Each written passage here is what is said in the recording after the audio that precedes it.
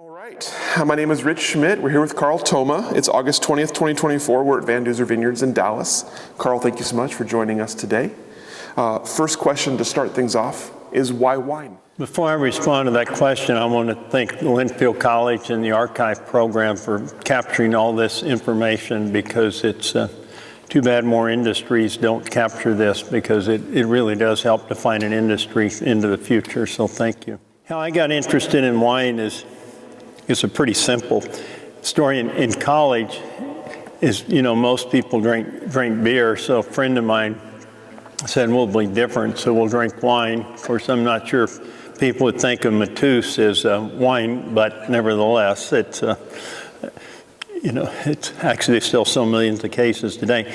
But then I jokingly say, after I graduated, what really got me interested in wine is we bought a home that had a nice wine cellar, and then I hit up decided I needed to fill it up. So at the time when I was living in Chicago, all the wine auctions were held in Chicago because of the laws. They had to be held there. You jump to today, they're held all over the world.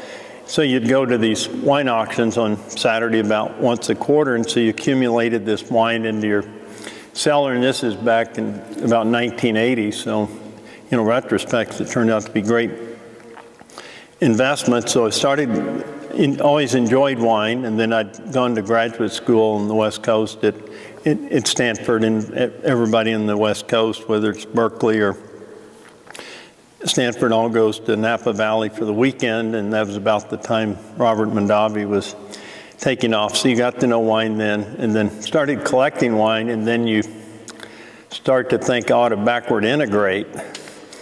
And then that caused me to think maybe we should, get a second home in Napa Valley.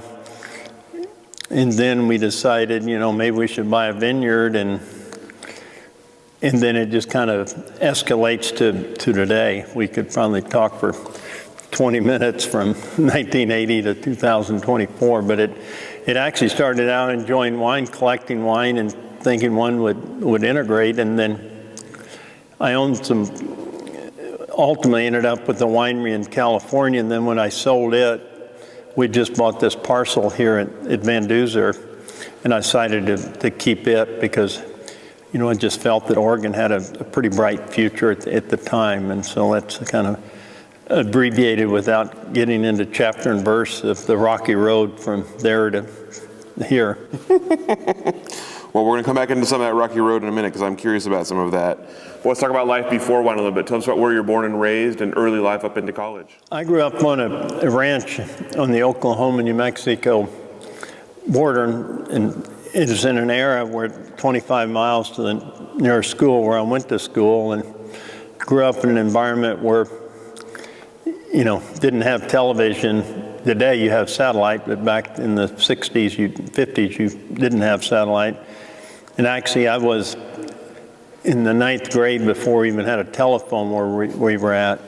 But the thing that overlaps with wine is I did grow up on a ranch, and so, my parents and grandparents had been in the cattle business their entire life, and so I'd come to really appreciate the ups and downs of agriculture, because I do think anything in agriculture, and the same applies to the wine industry, has more stress and more uncertainty around the environment and the climate in the marketplace than about any industry there is. So I guess I kind of knew ultimately what I would be getting myself into in the wine business, but I grew up, in agriculture, and then went to Oklahoma State undergraduate and started out to be an engineer, but ended up getting my degree in agriculture economics. And then after that, I went to business school, and from there I got more started out in agribusiness, but then I ended up in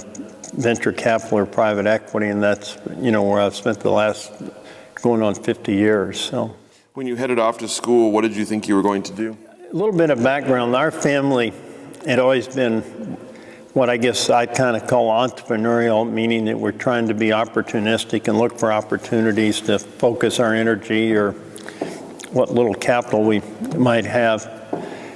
And so I went to school thinking an engineering degree might be good, but I really didn't know what I was doing. So then I switched to ag economics and accounting, which led me into investments. And so in that sense, but that kind of all led with our whole family background of looking for opportunistic places to do things. So tell me a little bit about your time at Oklahoma State and then at Stanford. How did you get down into the path that you did? How did you decide on economics first and then into the broader sense of what your career was going to hold?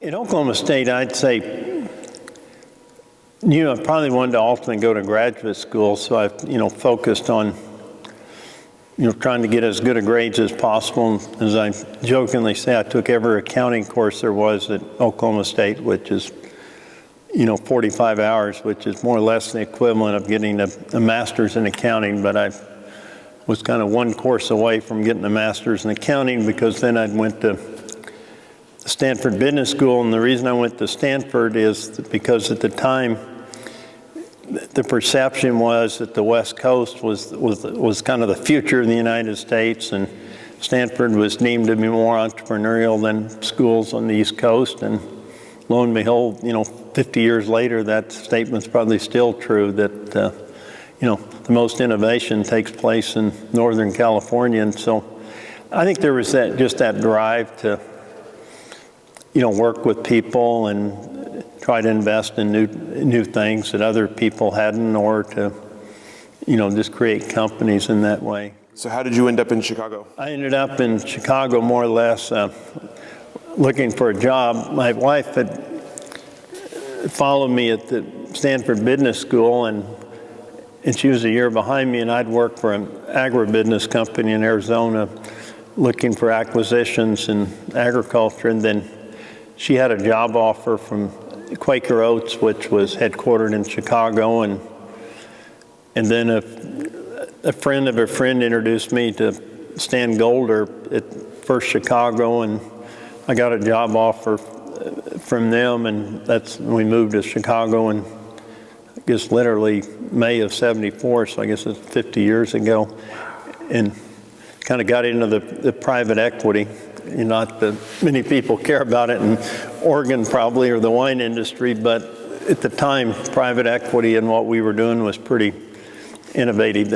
You knew everybody in the industry, and now there's probably tens of thousands of people in the industry. So in that sense, it was pretty entrepreneurial. Yeah, tell me a little bit about that, what private equity looked like in the mid-1970s as you were innovating it. When we first started out, private equity, which at the time meant you were managing money from wealthy families. And at the time, most of the wealthy families were pretty much all on the East Coast. And then in '74, the Labor Department allowed pension funds to start investing in private equity and venture capital, and that's when the industry took off. And in the way venture capital and private equity works to this day, and it hasn't changed over the last 50 years, is people give us money, and then we use it to go invest in companies or maybe buy the companies, and then we get a share, I guess not share, we get the partners of the private equity firm get 20% of the profits, and that's, it's kind of the way the industry works and hadn't changed in 50 years. You might argue over time, would you always get 20%, but it hasn't changed, and maybe it's because we've produce pretty good rates of return for our investors. But while I can sing the virtues of private equity, it's funny, private equity is not really done very well in agriculture, the wine industry. I guess that's kind of back to the wine industry. In agriculture, is anything that relies on Mother Nature and climate change, good or bad, is just more unpredictable. And what most private equity and venture capital people want is something a little bit like the internet or cable television. You want people that are going to pay you every month, regardless of whether it's raining or not. And so most of the money ends up going into businesses that have got fast growth and reoccurring revenue. And, in today, the industry's, bigger than ever. So in an industry like that, where you mentioned you know all the people involved and you're watching it grow, tell me about some of the early successes for you or early kind of momentum builders in your career. I guess probably the number one step in our success would have been, these are just have to laugh about these stories. When we were at First Chicago, we were one of the original kind of founders of Federal Express, and so that was one of our first big winners, and you get a bit serendipitous. In 1976, UPS went out on strike during the holidays, and if that hadn't happened, FedEx wouldn't be with us today. But when the largest parcel mover in the United States goes on strike in the holidays, FedEx all of a sudden went from moving 12,000 packages a night to 30,000, and that made them profitable, and the rest is history. And now FedEx is moving 2 to 3 million packages a night. So it's just, Fred Smith was going around talking to investors who wanted to invest in his, college thesis when he was at Yale about creating these hubs and using planes to fly things into a hub, sort them, and fly them back out. And that process still works today. But so that was a big success. And then another one we don't see too much in the wine industry, but was a company called Instapak, now named Sealed Air, but they're ones to do all this bubble wrap, but they also had a foam for objects you can squirt in a box, and then it blows up and hardens and protects sensitive instruments. And then that was followed by a thing that I guess allowed us to really jumpstart our business, is that we invested in what's pagers or beepers, which are now, you might say, are iPhones, and grew that into the largest company in the United States. And then towards the end, we'd shifted mostly into cellular, and then all of our investors made a lot of money off that investment, and I guess that gives people confidence in us and gives us a track record to keep building our business. And tell me a little bit about your perspective of what to invest in at that time. What were you looking for? I mean, you mentioned FedEx kind of sort of falling into your lap a little bit. What were the things that were exciting to you to invest in, and what were some of the things that people were leaning toward? One thing in our investing we've always looked for is try to get as much reoccurring revenue. And when we mean by reoccurring revenue, it's either a product or a service that you kind of need to use every day or every month, and you're going to continue to renew it. It can be as simplistic as health insurance or cable television or things like that. And so we look for that. And then two, we like businesses that have higher margins. So if you get an extra dollar revenue, you can spend most of it, meaning it goes to the bottom line. And then we like to work with people who understand building a culture and how to build a team that they can continue to accelerate growth as they continue to grow. So therefore, we don't tend to invest in things like airlines because it takes so much money to buy a plane, and then it's so cyclical, and it's, in one sense, it's reoccurring, but in another sense, it's not reoccurring. Saying you're going to fly somewhere every month is not something you do, whereas, paying for your internet service is something you'll probably do every month. Tell me about your personal trajectory within the company from when you started. How did your role evolve? The first 6 years of my career, I worked at First Chicago, and there was about 10 of us there. And then in 1980, Stan Golder, who was running the First Chicago, decided he wanted to leave and start his own company and not work for a bank. So he asked me to join him in 1980, and that's when we started our initial firm that was called Carl Thoma. And then for better or worse, we've always used the names of the people, much like a law firm, that are working in our firm. So Carl Thoma now has evolved to Thoma Bravo, a number of years later, as people have retired and, younger people have gotten promoted. And I would say my success more was kind of having a entrepreneurial attitude of always looking, what are opportunities to, create value, and then finding good people to work with. And to bring this a little bit, I guess, back to the wine industry, back in you might say in the 80s and 90s, it was kind of a venture and entrepreneurial for somebody to come to Oregon and say, I'm going to plant grapes up here. So that's kind of what we would like to try to do, is find niches and do things a little bit ahead of everybody else. Because if you do, you get in usually at a lower cost. You can be kind of a founder of an industry, and if you're a founder, that usually accrues to more success. And so our mindset is always looking for opportunities other people haven't thought about, and then finding good people to lead and work with to develop those opportunities. So let's talk about the California wine venture a little bit to start with.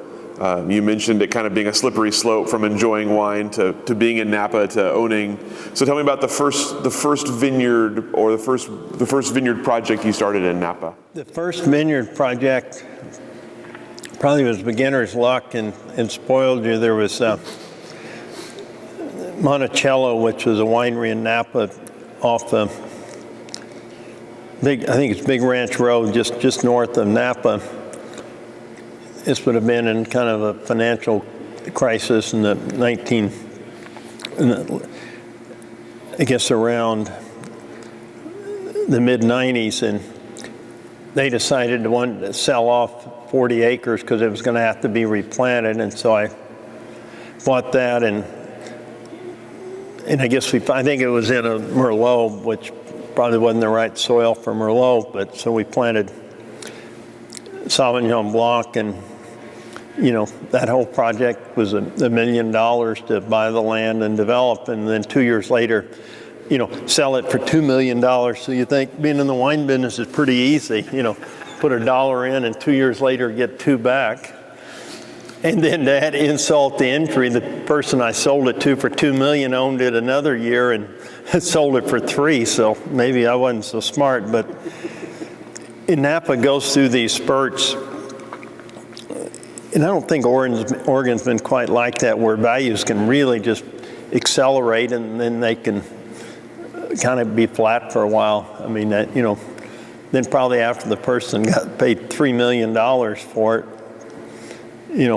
probably, I don't know how much more they could have gotten for it for the next 5 years, because sometimes people get a little excited and overpay.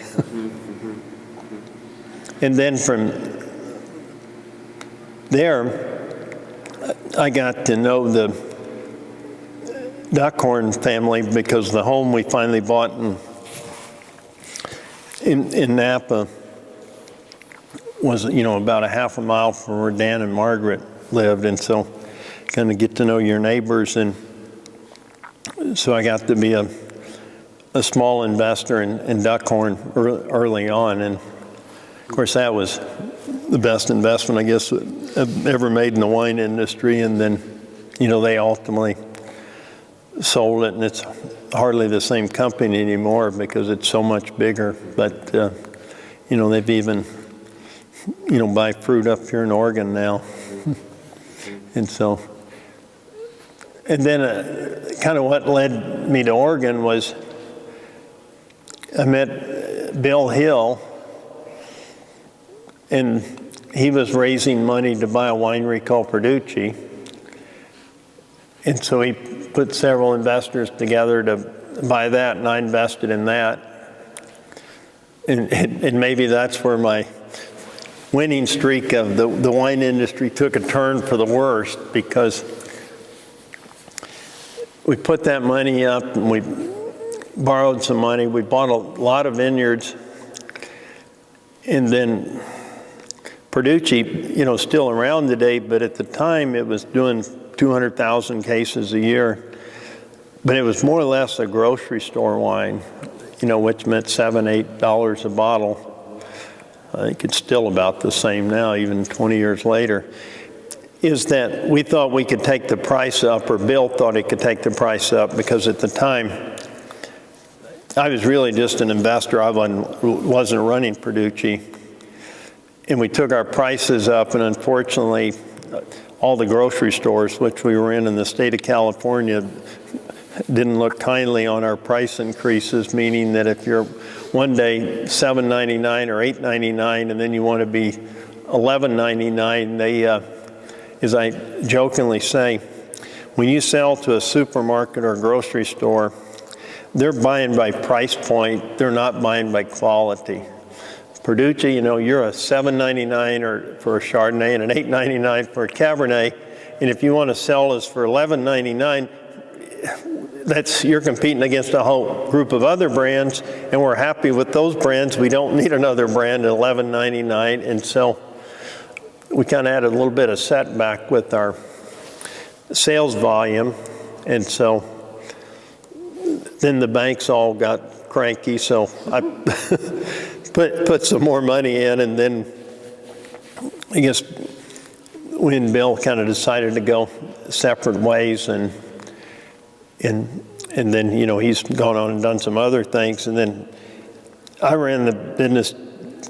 I can't say I really ran it, but we had existing management there. And we went through that for about 3 years. And to this day, Produce's never really turned the corner to be a higher priced product. And so we finally basically sold the winery. Regretfully, we sold off all the vineyards, made a lot of money on our vineyards. Looking back, I wished we hadn't have sold them. And then we sold the winery and the brands to a company called Mendocino Wine Company, and and they're still around, and some of the brands we developed are around, but it's the winery is still a brilliant kind of struggle. It's just kind of it seemed like when a brand loses momentum, it's really hard to recover from it. And how I ended up in Oregon is when we were selling the vineyard, we had this parcel because Bill Hill had always brought some wine in from Oregon and sold it under Van Duzer, is that I decided I would just keep the brand name and in the vineyard up here, which the time was 40 acres, and I think the whole value of the brand and the acreage up here was about $800,000. In fact, the vineyard we'd bought up here was in bankruptcy when we bought it. So that was 25 years ago, and that's kind of how Van Duzer got started up here. It was kind of the residual left from Produce. Before we get to Oregon, I have obviously lots of questions about that, but I have one last question about the California time. You mentioned you bought part of the Monticello vineyard. Tell me about how you approach something like that when you don't have a background in viticulture or enology. How did you figure out that it was the right thing to buy? How did you figure out who to listen to when it came to replanting and all of that? That's a good question, and I guess my comment should be for people that aren't in the wine industry is that if you're going to get in the wine industry, get a heck of a lot smarter than I did and get into the more detail, and really, like in any business, just talk to a lot of people, do a lot of networking, and in that sense we did find good consultants that evaluated the soil and helped us pick the rootstock and the plants, and so that went pretty well. But we had some property around our home, and we kind of got off to a bad start there because we planted, I guess the rootstock we used wasn't quite resistant enough to nematodes, and so after 7 years we had to replant those. I don't know whether everybody anticipated the nematode problem that hit Napa. They understood phylloxera, and so we went through that, but just ended up using custom farmers and consultants. I'd say more in Napa, and it's getting to be a little bit more this way in Oregon. There's just so many professional consultants out there advise you, but I'd say I'm probably a little disappointed in myself for not probably staying more on top of rootstock and clones and whatnot. I'll tell you, making good wine is damn hard work. It's nobody really knows. It is hard. And I'd almost say we could almost get off the subject, but I think to really be successful in the wine business, you've got to be kind of an owner-operated. I think that's probably, well, we're partially successful. I mean, I wished I was here full-time and spending night and day researching it, because it's hard work. I mean, you know, I think most people have no idea. It's like a great doctor has to do continuous study. I mean, a great vineyard owner has to do continuous studies. You know, we hadn't even got into the hassle of selling the wine, but just making sure you're making the right wine, making it the right way. It's a kind of a daunting industry. And then you go into periods like we are right now, where everybody's drinking a little bit less wine, and yet everything's more expensive. You know, nobody wants to sell you a tractor for less money, even though people are drinking less wine. So what did you know about Oregon and the wine industry here before becoming familiar with Van Duzer? I think most people kind of recognize the success of Burgundy. Maybe looking back now, it's easy to think you knew this at the time, but even 30 years ago, people were talking about things were starting to get warmer, and that just generally people liked things that were more delicate and refined, and you could almost see that in the shift before that, having come from on a ranch and agriculture. People were eating less beef and were eating more fish, and so you just kind of had that sense that it was a cooler climate, that kind of wine was going to be more appreciated than it was at the time. And also early on in Oregon, people didn't have any financial resources, so therefore, you know, Pinot Noir is kind of a delicate grape, so it has to be treated accordingly, and sometimes people just didn't have the equipment to make it that elegant. Now you can say that because now they all do, and probably the best red wines in the United States are now being made in Oregon. So describe for me what the original Oregon vineyard looked like when you got here, and what were once you decided it was a project you wanted to take on, what were the first things you had to do? I think the first thing we had to do was, I guess, thicken our skin to put up with everybody that said this part of the Willamette Valley was too cold and that red grapes wouldn't get ripe down here. But when we bought it, it was 30 acres of Chardonnay and 10 acres of Pinot Noir. And at the time, in the late 90s, I mean, people just weren't drinking much Oregon Chardonnay. They weren't making it the way they do today. So we grafted over the whole 30 acres to Pinot Noir. And actually, that all went pretty well, because most of everything we had here was on its own roots. And sadly, just after the last harvest, 40 years later, the last of our rooted vines we had to pull out for phylloxera. So at least we, got 40 years out of them before phylloxera did them in. And so actually the grafting over went well. And I would say actually we, from a vineyard standpoint, probably got off to a good start.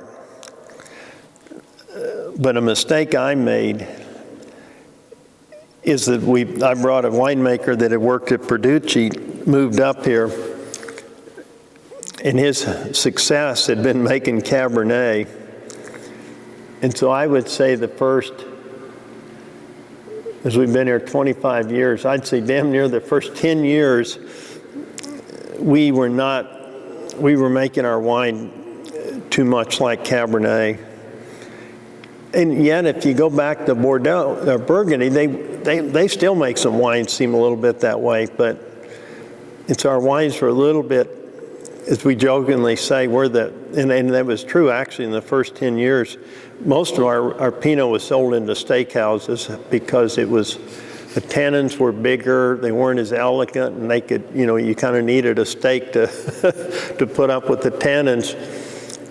And then we finally got smart and started to realize that we had to make the wines a little bit more refined and delicate, which is, the trend now in Oregon. And it's I don't know whether our peers were making as coarse and as tannic wines as we were or not. But back then we were only making 3,000 cases, so it wasn't too hard to find people to buy them. But it was and then all of a sudden, people started liking this area down here, and so in the last 10 years, you see quite a few vines around here, and there's I guess maybe all of Oregon's getting a little warmer, but there's not any issues now of the fruit not getting ripe here.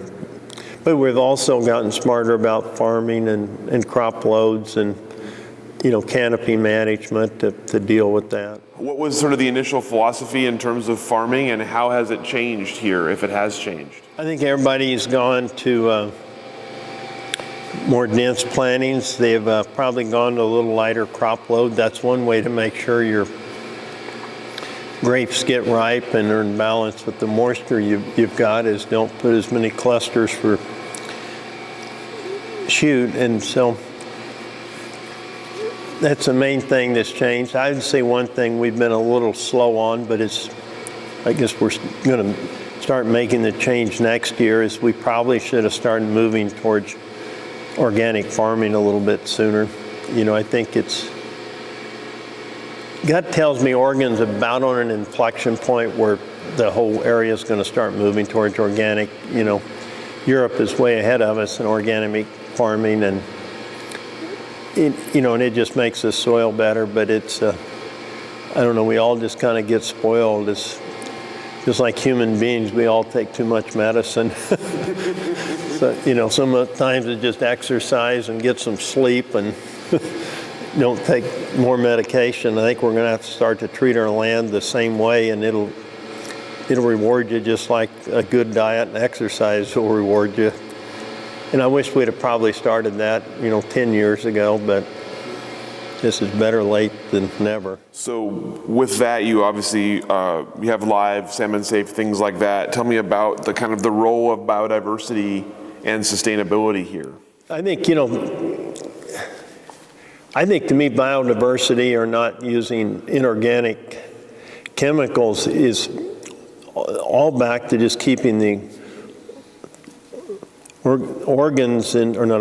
organic materials in the soil healthy, and then the roots and everything just keeping in sync with each other, and it's a little bit like whether it's gardening or grapes or grass or anything else, is that if you kind of get the soil and the plants all in sync, everything just works better. And it's just, it's like when you go to a doctor, and they give you all these medications that kill all the bacteria in your stomach and everything. You get over the virus or the bacteria, but then when you're over it, you have nothing left in your system to fight something else. And I hate to always use medicine, but it's something at least people better understand, that people don't realize that soil is alive just like we're alive, and you really got to get those in the plants in communication with each other. So you talked already about how the wine style has changed here. Tell me about the wines you're making now. What makes you pleased about Van Duzer wines now? How would you describe them, and why do you like the way it is? I don't know whether, I actually don't, this is a long prelude to the answer, but Oregon has really done a nice job of being out in front on really trying to make fresher wines that have more fruit but more complexity, that are just like, everybody likes a fresh peach, or fresh strawberry. In Oregon has really done a nice job of getting out ahead of the rest of the world, and it's, as you travel around the world, I mean, Oregon is kind of a leader in this sense of freshness, and freshness doesn't mean simplicity, and it doesn't mean overripe. It just means optimal taste, flavor, but it's got enough acidity and structure to last for 20 years, and I'm not sure which individual winemaker gets the credit for doing that. I probably should study who's done it, but I mean, Oregon is just making some amazing wines. I think quite candidly, I think Oregon's making the best wines in the world right now with that style, and and you go to France now, and they're moving that way too. So I mean, it's because the consumer, it's just like everybody likes a ripe tomato, or fruit, and also we're getting on top of not letting the alcohol get out of control. I mean, I can sing Oregon's praise all day long right now, but the places I'm worried about is I don't know how Napa's going to adapt. I guess they will, because 50 years ago they were making incredible Cabernets with 12.8 alcohol. Now they're 15.5. And if 12.8 Cabernets were good, I'm sure they can go back to making them, but it's going to be a whole different adjustment. Oregon never got off the deep end where you would just hang fruit till it was so dehydrated you had to have, it was like freeze-dry coffee, you had to have water to it. and so in that sense, Oregon's really kind of got the wind at its back right now, and some amazing winemakers up here of really understanding that sense of freshness. So what sets Van Duzer wine apart? What is the terroir here? Here at Van Duzer, because when the wind comes in from the Pacific, it hits here about 4 o'clock, whereas it may at Dundee, it'll hit at 5, or if it hits here at 3, it hits up there at 4, depending on a little bit the time of the year. So our skins here are a little bit thicker. And so that means we have to really manage the tannins a little bit more carefully, and some of our wines are going to have depending on where they're at on the property, are going to have a little bit more tannins. But as we talk about this Van Duzer corridor, it really reflects the moderation of cooling down faster, and it doesn't quite get as cold here either because of just that moderation. And our wines have a little bit more acidity. And it's kind of fascinating and we've really worked hard on this here at Van Duzer of really trying to make sure that if you've got 5 different wines from different parcels on the property, if you put them in a lineup, you can tell that each one of them's different. And that has to do with the clone, it has to do with the exposure, the wind. Things on the west side of the knoll here get hotter. They're going to feel a little bit more wind than something on the east side of the knoll. And so in that sense, I think our wines they generally are probably just go really well with food because they got balance of structure as well as, acidity. How has the property grown, and what are some of the kind of milestones along the way in the 25 years? I would say the first milestone was building this winery. I guess I don't know.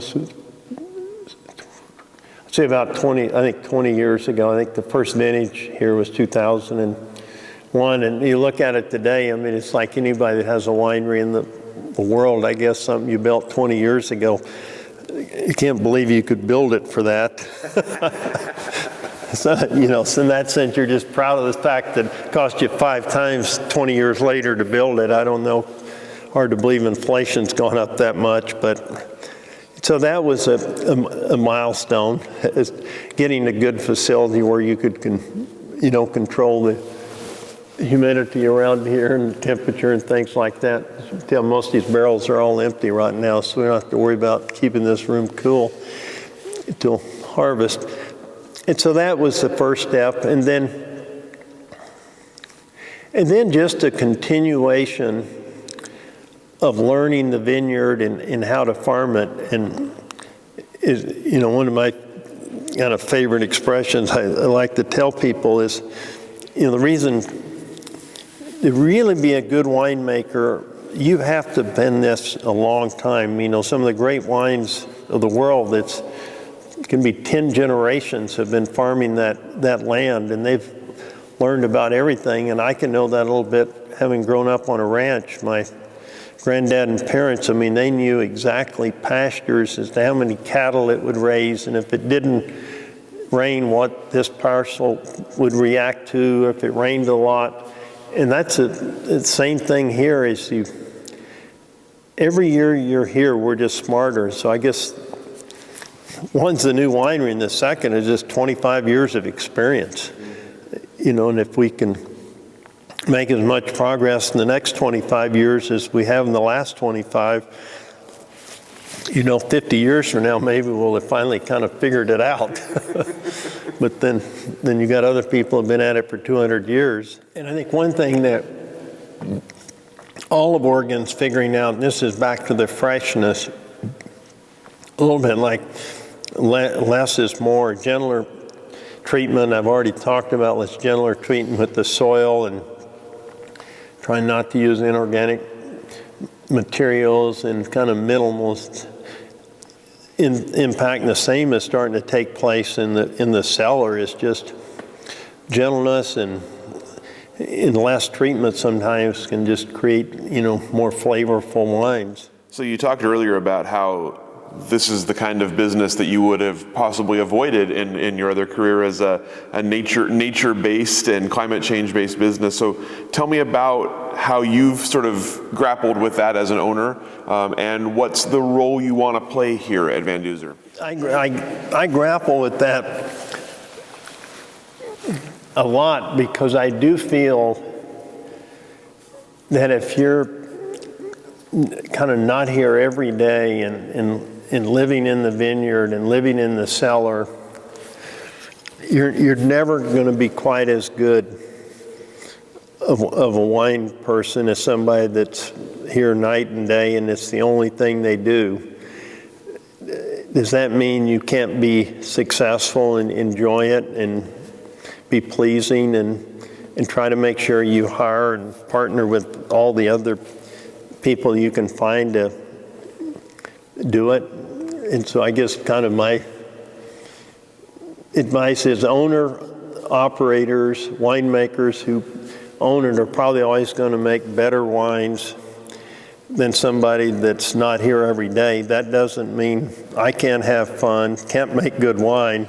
They just might get, 99 and I'll get a 93, But most people can't tell the difference between the two. Maybe 99 is the wrong word. Maybe they'll get a 97, we'll get a 93. But then it's kind of random, because you get some critic that may happen to like your style.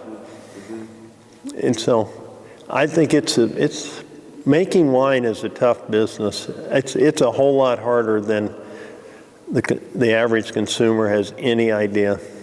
It really is. There's just hundreds of little decisions, and any one or two could kind of catch you off guard.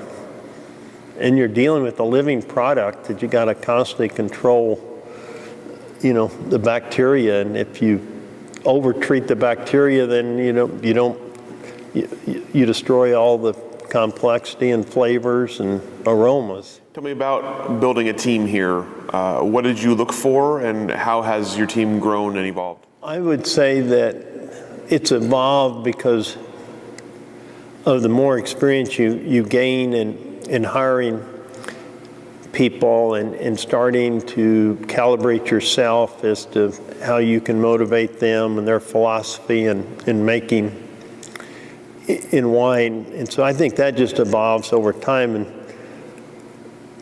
I would say in that regard, very pleased with our vineyard operations and our winemaking. So I feel really good that we're all in sync with that. I'd say today that, I don't know, this probably applies to a lot of wineries in the world, and Oregon's no different, is our biggest challenge today is, although I've talked for the last hour about how do you make great wine, I'd say our biggest challenge today is how you manage the change in the distribution of wine in America. And I guess it can be in the world for that matter, is that you've got all the distributors that have gotten so large, and they've gone through that consolidation, is that how you reach your customers is, I think probably you might ask every winery in Oregon, they might say right now sales is their number one frustration. And I've been around long enough to know it'll probably sort itself out, but I think our industry is going to be a little bit under stress for a few years, because we know consumption is flat. And also, when I first got in the business, I always used to use this expression a lot. Our competition wasn't each other in Oregon. It was just knocking Burgundies off the list. And then after we knocked them off, it was knocking the California Pinots off the list. You know, we've now accomplished that. So now you look at a wine list and half the wines on there from Oregon. So now we're starting to have to compete against ourselves because, you know, they're just not going to put 100% Oregon wines on the list. They may have, you know, we've gained market share to the point that when it comes to Pinot Noir, we're in the United States, not globally, but in the U.S., Oregon is well known.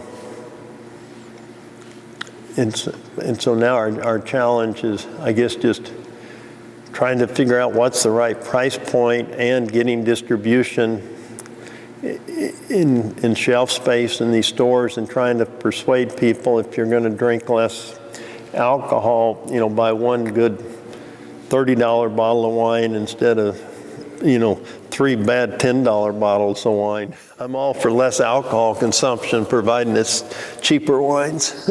So you talk a little bit about sort of this is part of work for you. This is not the only thing you do. How do you balance Van Duzer with other things you're working on, and how much time do you try to devote to this? If you divide that into 2 parts, the winemaking, vineyard management, that's pretty easy, because you got harvest, and you got to get through kind of the front of the year when you've got to worry about bud break and rain and things, and kind of managing through the risk of Mother Nature, and then the harvest and very little rain. So that part's pretty easy because it's not continuous. You sit down, you strategize, you know what your barrel profiles you're going to use, the yeast, that whole winemaking protocol's laid out.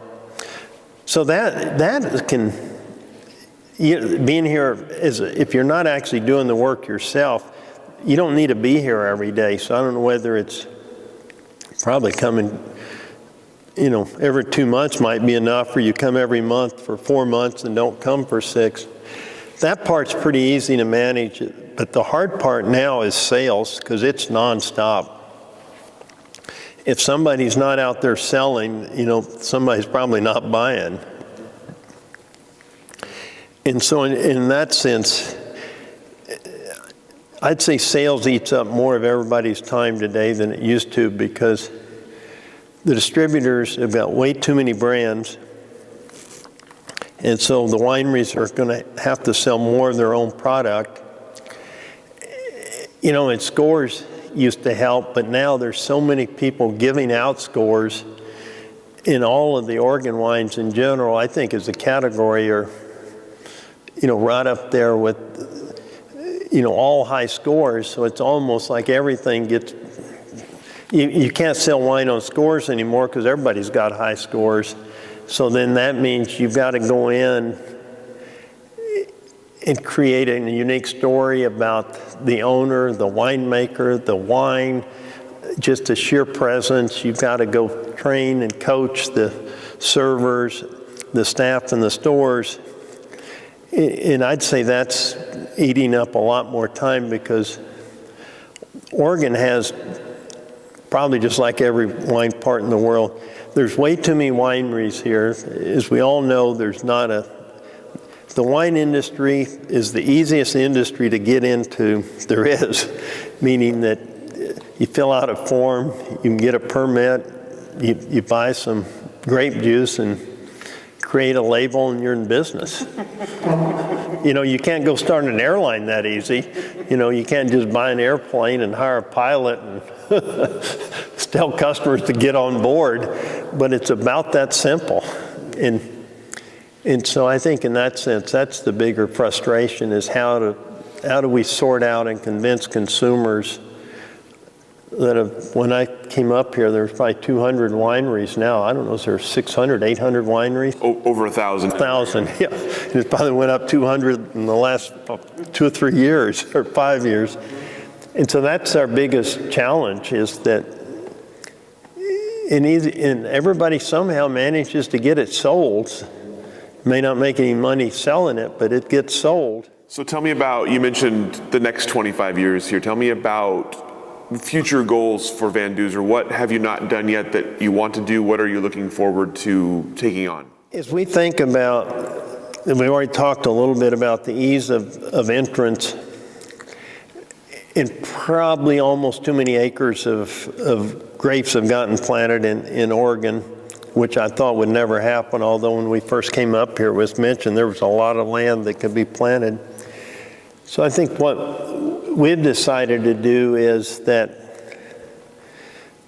focus on better wine, and maybe it's better to sell less wine at a higher price than more wine at a lower price. And so that may mean that the future is not necessarily to grow volume, it's just to keep making better wine, so that you've just kind of got your niche. And as you drove in, you probably know some land out there that we ripped out. That was some of our more marginal land, and we finally just decided that if there's going to be excess fruit, we got to keep our best fruit and just kind of hunker down a little bit and just focus on quality. And I don't know, I think our Oregon wines have probably got a little bit ahead of themselves. Some pretty aggressive pricing has taken place over the last 4 or 5 years. You probably know in interviewing people how much wine's backed up in Oregon, but I'm a little worried about the prices that people are asking now,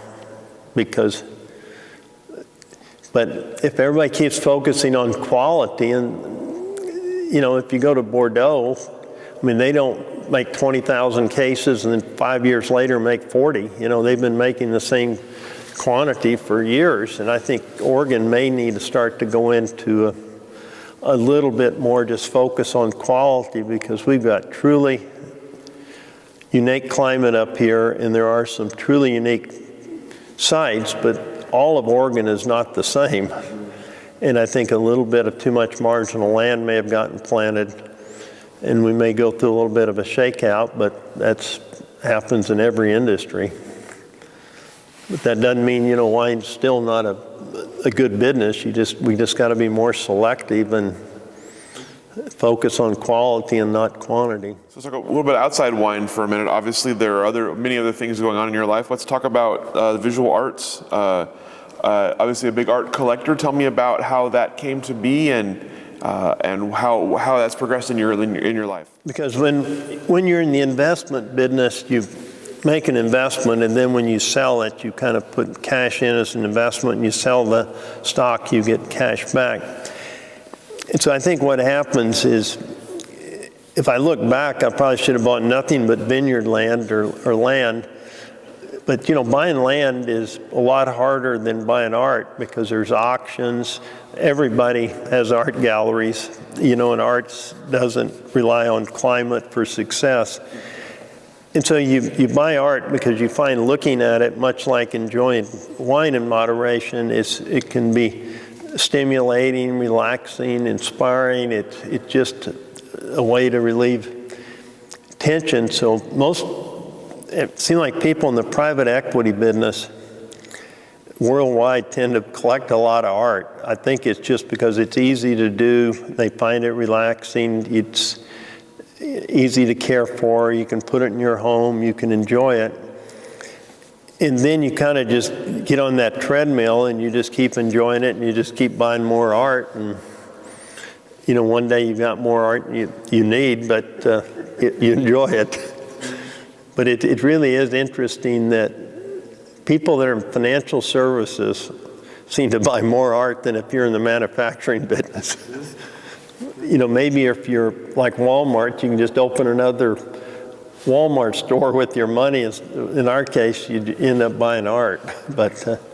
But it is relaxing and it's enjoyable. What have you found to be the most enjoyable art to collect? The art I enjoy most is art that's centered around technology, which is, it's where you're taking computer processors and software and creating images on monitors or big screens that you find stimulating, and it's not necessarily video or comedy. It's pictures that are being drawn on these high resolution screens that look like paintings in and of themselves, or they can take data feeds and turn that into different images. So you talked about how art and wine are not alike in some ways. Obviously, art is not climate dependent. Are there ways in which it is similar? I think that yes. They're similar because both of them take a skill, an imagination. It takes training. It takes discipline to make the product. Art is actually a lot harder to make than the average person realizes. It's not like they just get up in the morning and get out their paintbrush and open up a dozen cans of paint and start painting. They've sketched this out in advance. They've thought about it, how the colors fit together, the depth, the perception. And the complexity of a painting is just like the complexity of a wine. And probably most people, or at least you and I, can probably, or better understand the complexity of wine because you live in it every day. But if you go to a curator that lives with art every day, they can walk you through the complexity of paintings that they see a painting at a level that the average person doesn't. So in that sense, they're both take a lot of thought and insight, a lot of practice. And so in that sense, they're the same. And in wine's the same way. It can enjoy its same complexity. In fact, you can enjoy wine that way even if you just spit it out, because you just can taste all the complexities there, much like a piece of art, observing it, all the color combinations, the images, the depth, the story they may be trying to tell, or how the colors put together. It's a little bit like if you've got 28 different colors, what algorithms do you write that will cause a number of LEDs to light up that will give you an image that you find stimulating and enjoyable when you look at it? No different than making wine. So the process of actually making the product are more similar than most people realize. The good news is making art, you don't have to worry about a freeze or Mother Nature pouring rain in the middle of harvest. All right. Tell me a little bit about your foundation and the philanthropy you support. In my investment experience, I've been fortunate and then have, made quite a bit of money from the success of some of the investments described earlier. And one of the things our wife and I decided is that, if you kind of came into this world with not too much money, but a good education and whatnot, that we should kind of take the same attitude as when we leave the world. So we've devoted most all of our wealth, because our kids have been taken care of, is to, supporting, scholarships and education for people. And we've focused mostly on, education and art. I don't, a lot of people spend time on medicine or things like that, or social causes. They're all good causes, but we've just dedicated more on trying to help students that are grown up in a more rural or smaller town environment versus urban, and then helping them with scholarships and, training in high schools. And we've kind of also focused more, and I might say high school and up. Some people focus on, preschool and younger ages. They're all great spaces and all need help, but it's a little bit, you can't do everything. And so in that sense, we've just honed in on that. And then our focus on art is supporting museums and institutions, but also some of the art that we acquire, we loan it to other museums. We have spaces that are open to the public for schools and the communities to go look at. And so it's just our small way of giving back and trying to make sure that as many people as possible can get access to the arts, and then trying to help students with not having to graduate with so much debt. Are there specific causes or grants or things that you've done that you're particularly proud of or think particularly highly of? I guess right now we're kind of excited because we've launched these rural scholarships. I can't point to success yet, but we're proud that we've launched it and got the infrastructure in place and all the programs lined out. We've helped start a Shakespeare company in Chicago that's now going on, I think maybe it's 35 years. We're proud of that. We've done some programs of educating students to become teachers in New Mexico, and that's really tracking really well. Those are some things that stand out. You've also, I know you give back by serving on boards of directors. Tell me a little bit about your board work. I guess depending on the day of the week you catch me at the moment, sometimes dealing with boards, I get frustrated, so I'm in a frustrating week. But I think part of it is that we kind of have an obligation to try to run not-for-profit organizations as fiscally responsible as possible and make sure they're kind of measuring outcomes and kind of accomplishing their mission. And it may be coming from a business investment environment. People like myself can probably be a little bit more demanding that they've got to be accountable. Like in business, or even the wine business, you expect the winery to probably make some money. A lot of not-profits don't realize how much they're not doing their job very efficiently, and so the people that they're supposed to be serving should be getting, 80 or 90 cents on the dollar instead of 60 cents, and it's our job to kind of mentor the management team there to how do we do this more efficient and effectively. And maybe because we're business people, we're probably deemed to be more hard-nosed about it, but we're just trying to be efficient, whereas if you're coming from a different way of life, you don't really often think about kind of productivity and efficiency and effectiveness. What are some of the boards that you are proudest to have served on? I'd say the boards most enjoyed are the ones that are more entrepreneurial. Is like at Oklahoma State, where Marilynn and I went to undergraduate. Ross McKnight and myself started a performing arts center there, and is a startup, and to see that grow and prosper and students enjoy it and getting a record attendance, so I guess that's more entrepreneurial. I've actually enjoyed a lot being involved with the Phoenix Art Museum because it had gone through some struggles, and we've brought in some kind of new leadership that's really got this museum back on the ascendancy, broader outreach to all the demographics in Arizona and different innovative programs. So I think it's just this kind of back to reaching a broader audience with the kind of inspiring message that people enjoy, going to the programs or going to look at the exhibits. You mentioned that you and Marilynn met in undergraduate. Tell me about how you met and the role she's played in all of this. I guess like a lot of people, you meet on some blind date, which is how we did. And her role in all this is essential and wouldn't have been possible without her. And we were kind of partnering before she had a stroke 6 years ago.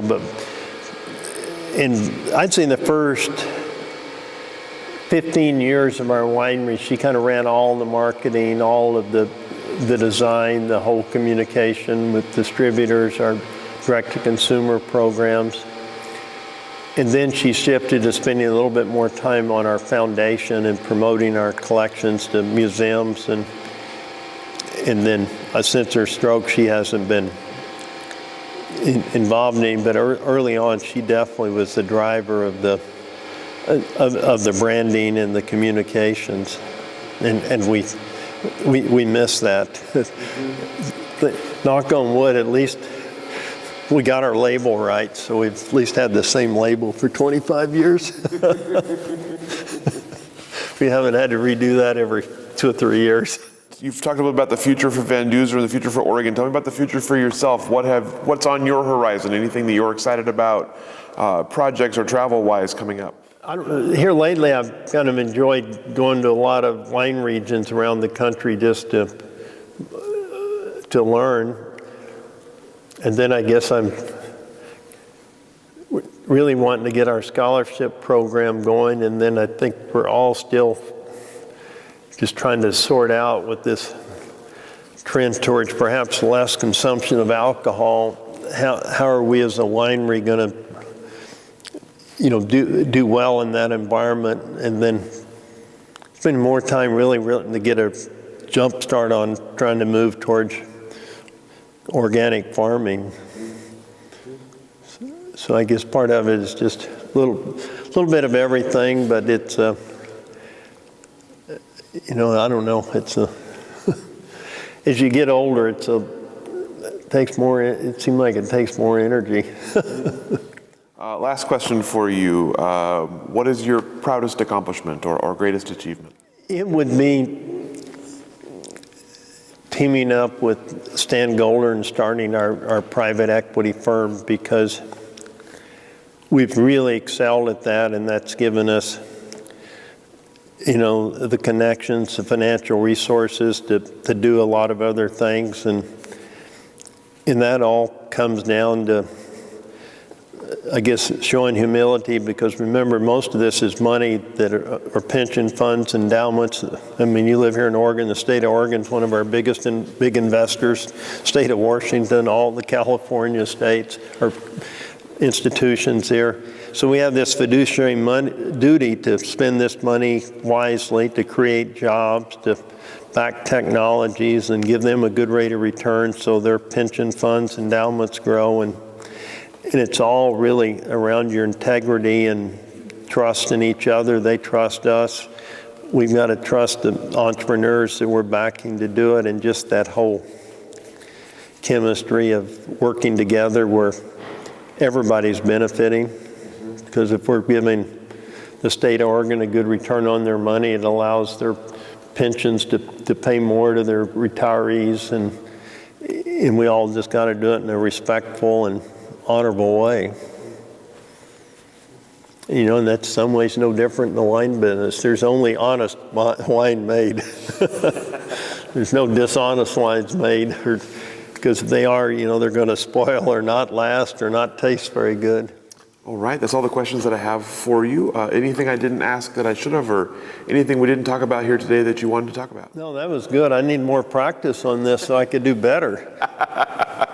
You did fantastic, and thank you so much. We appreciate you taking the time. Thank you. Sharing your beautiful space with us, sharing your story with us, and I'll go ahead and let you off the hook. No, thank you.